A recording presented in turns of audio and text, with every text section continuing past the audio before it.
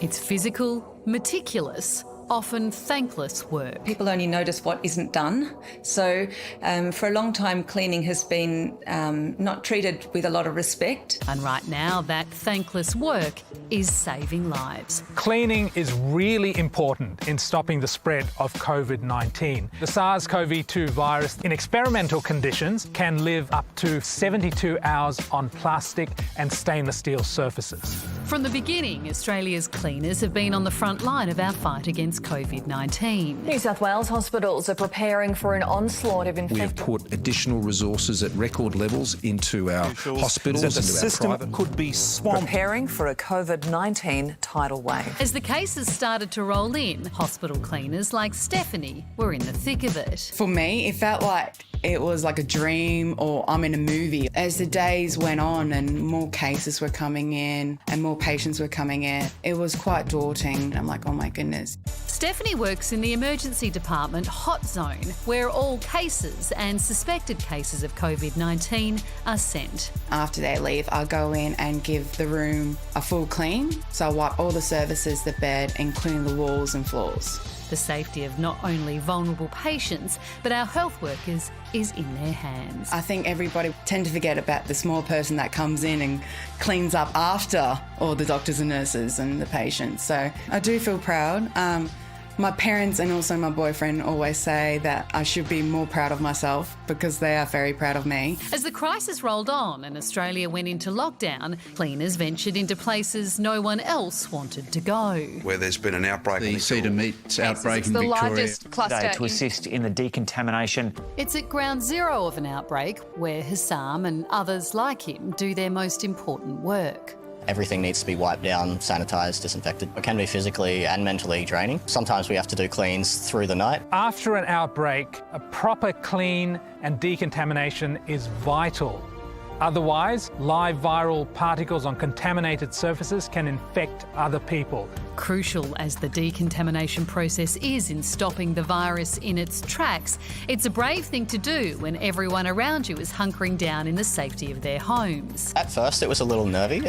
You walk into a space and you've been watching the news every night and you come into a room and you go, okay, it's definitely in here with me. It's a really enormous sacrifice for cleaners to be working at this time. It's scary. It's a sacrifice that's helped countless businesses reopen, and one that will help Australia open up again too. This is about building confidence in Australians that they can get back out. Today, we move ahead with reopening our economy and our society. The focus will turn to prevention. Preventative cleaning is what's going to help get the country back on its feet. Cleaners need to be cleaning the surfaces that are frequently touched. So that's your door handles, the lift buttons, the railings. And on our public transport. I'm in the deep cleaning section. We work from 8 at night till 4 in the morning.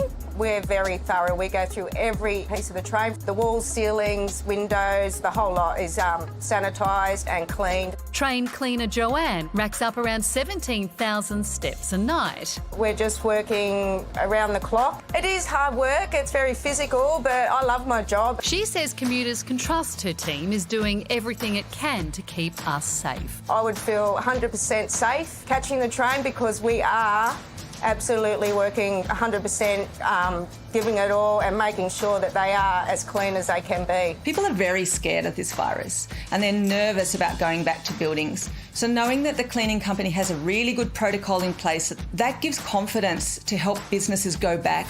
And as Australia does go back to a new normal, an army of legends just like these ones will have our back, just as they have every step of the way. In a strange way, COVID-19 is actually putting cleaners on the map. There is a lot of work satisfaction and it does make you feel important. It is a good feeling and we're very proud of what we're doing. This is not over and it's not going to be over for a long time.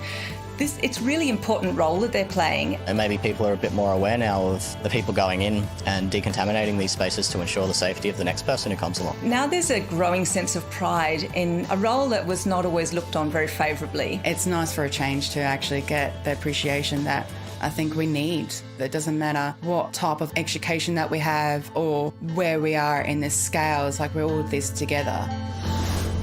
It's incredible work. The line that struck me, we're all trying to avoid COVID in our day at all costs. Hearing Hussam say you walk into a room knowing COVID's in there with you. Yeah. Like, that's just... It's a terrifying thought, isn't it? Yes. Yeah. Running, it's, I guess, a bit like firefighters, right? You're Running going in towards while everyone else is going out. Yeah, I've thought a lot about cleaners lately, and, like, obviously those sort of people who are in those environments where there's COVID, but I actually think about the people who aren't, because they don't have the suits, and they're walking into a completely unknown environment. They might be cleaning buildings like this, just as they do every day, and they just kind of have to trust that it's all going to be okay, but their work's just as vital. Yeah, absolutely. I mean, unless they're underpaid, you know, totally. they get nowhere near what they deserve to get, like a lot of our unsung heroes this week.